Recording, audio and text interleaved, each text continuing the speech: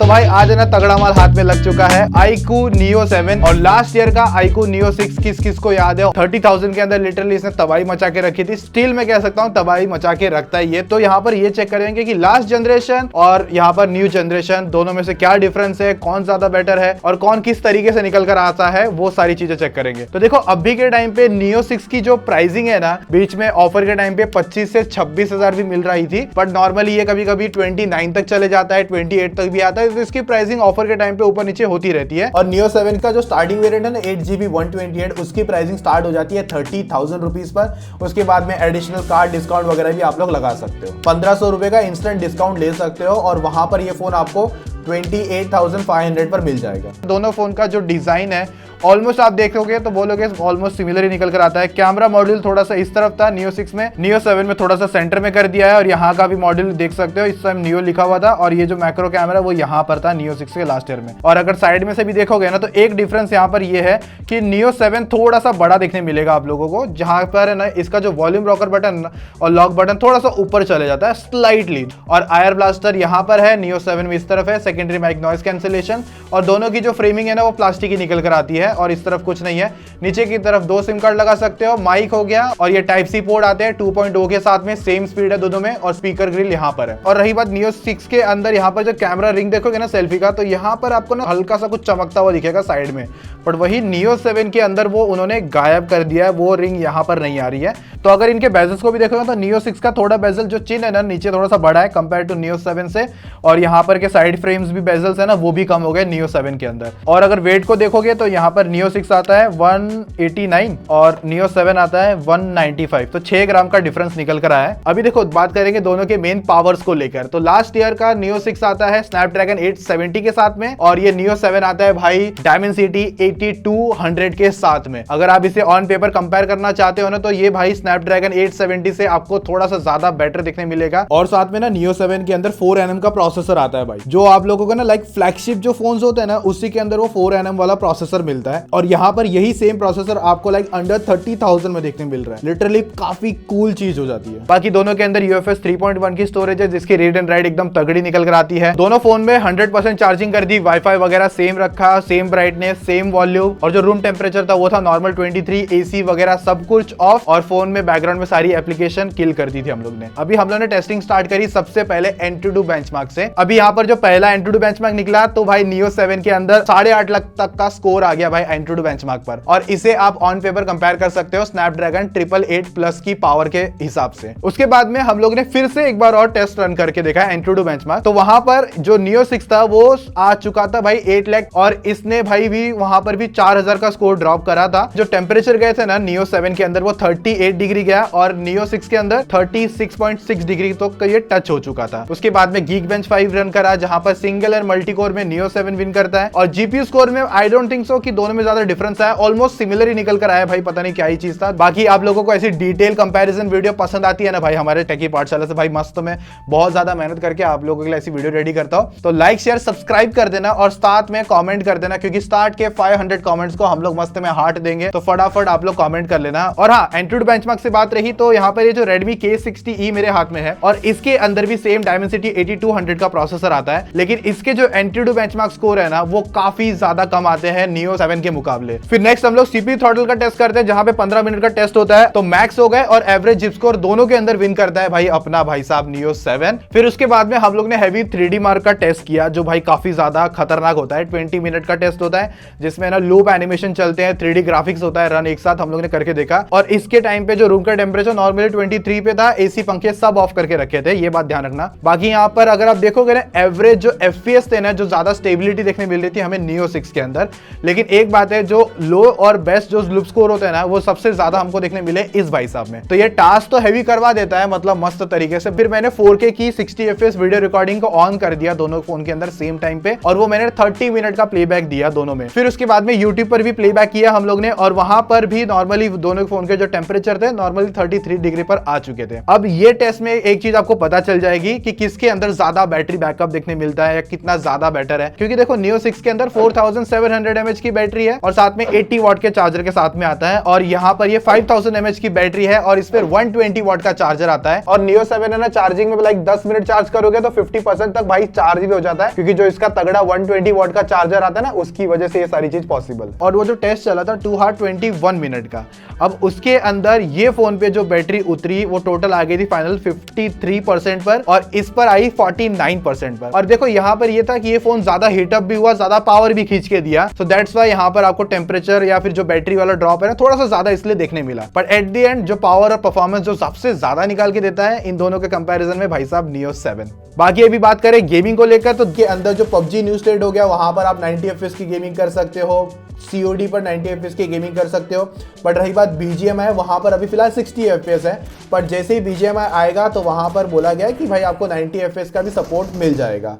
लेकिन अभी जैसे पता है आप लोगों को BGMI अभी प्ले स्टोर पे अवेलेबल नहीं है, दैट्स व्हाई वहां पर हमें 90 FPS का फिलहाल सपोर्ट नहीं मिल रहा है। और एक बार मैं लाइव स्ट्रीम कर रहा था तो मुझे किसी ने पूछा था कि भाई आप Neo 7 के अंदर है ना स्मूथ पर तो 60 है, बाकी अदर्स पे तो 40 FPS दे रखा है। तो देखो रीजन तो बेसिकली यहाँ पर सिंपल है कि अभी देखो गेम अभी अवेलेबल नहीं प्ले स्टोर पर, तो जो ऑप्टिमाइजेशन वाला पार्ट होता है, जो बोलते हैं ना बेटर तरीके से लेकर जाने वाला पार्ट होता है, डायमेंसिटी 8200 के लिए अवेलेबल नहीं था, तो दैट्स व्हाई वहां पर उन्होंने नॉर्मल 60 FPS दिया है और अदर ग्राफिक्स पर 40 FPS है। जैसे अगर प्ले स्टोर पे गेम अवेलेबल हो जाएगा तो ऑप्टिमाइजेशन करने के लिए पार्ट मिल जाएगा डेवलपर्स को, तो दैट्स व्हाई वहां पर अभी फिलहाल हम लोग को स्मूथ पर 60 और अदर्स पे 40 FPS मिलते हैं। पर ये जो लास्ट ईयर का Neo 6 है ना भाई, ये 90 FPS की गेमिंग करवा देता है। अभी यहाँ पर एक चीज मैं सबसे पहले 90 FPS को लेकर क्लीन कर दूं कि 90 FPS ऐसे कांस्टेंट नहीं देगा, बट आप लोगों को एक एक्सपीरियंस मिल जाएगा 90 FPS का। बीच में फ्लक्चुएट भी होता है, 70 तक ये FPS को ड्रॉप भी कर देता है, कभी कभी 60 तक भी लेकर आ जाता है। तो मैं अगर 60 FPS को ही कंक्लूजन दूं ना तो दोनों के अंदर कौन बेटर है, 60 FPS की गेमिंग इस Neo 7 के अंदर मुझे ज्यादा बेटर देखने मिली है और ये 1 साल होने के बाद में भी अच्छी परफॉर्मेंस दे रहा है। तो दोनों की 60 FPS की गेमिंग तगड़ी है, बट पावर के हिसाब से मैं इस भाई साहब को थोड़ा सा आगे रखना चाहूंगा। नेटवर्क्स और कनेक्टिविटी के अंदर यहाँ पर भी अच्छा खासा जंप मिला है। लास्ट ईयर में 4 5G के बैंड्स आते थे और इस बार 7 5G के बैंड्स दे रखे हैं। बाकी लेटेस्ट ब्लूटूथ 5.3 और वाईफाई 6 मिल जाता है और दोनों के अंदर same in display fingerprint scanner आते हैं और दोनों की जो पावर अनलॉक है सही देखने मिलती है, कोई टेंशन नहीं है। और बाकी दोनों की जो स्क्रीन साइज है ना, इस बार थोड़ी डिफरेंस है। ये 6.6 इंचेस के साथ में आता है Neo 6 और Neo 7 आता है 6.7 इंचेस की डिस्प्ले के साथ में, और दोनों एमोलेड है और 120 हर्ट्ज की रिफ्रेश रेट आपको मस्त स्नैपी तरीके से मिल जाती है और दोनों के अंदर सेम 1300 की पीक ब्राइटनेस मिल जाती है और HDR10+ का कंटेंट दोनों आराम से रन करवा देते हैं। और जो Neo 7 और 6 में अगर कंपैरिजन करोगे, जो नीचे का चिन है ना वो आपको पतला मिलेगा Neo 7 के अंदर, जिसकी वजह से जो स्क्रीन टू बॉडी रेशियो है ना आपको ज्यादा बेटर मिलेगा Neo 7 में। और मैं अगर सिंपल बोल दूं ना, लास्ट ईयर से यहाँ पर नया जो Neo 7 है ना, इस पर इन्होंने डिस्प्ले पे अच्छा खासा इंप्रूव करा है, कलर्स वगैरह भी थोड़े से इंटरेस्टिंग आते हैं। और Neo 7 के अंदर अगर आप आउटडोर में डिस्प्ले चेक करते हो तो हल्की ज्यादा ब्राइटन आप कह सकते हैं Neo 7 आती है। और दोनों के अंदर हमें 3.5 mm का गड्ढा देखने नहीं मिलता है और दोनों डुअल स्टीरियो स्पीकर के साथ में आते हैं। और किसका साउंड बेटर है तो ये देखो, फुल किया, ये Neo 7 है।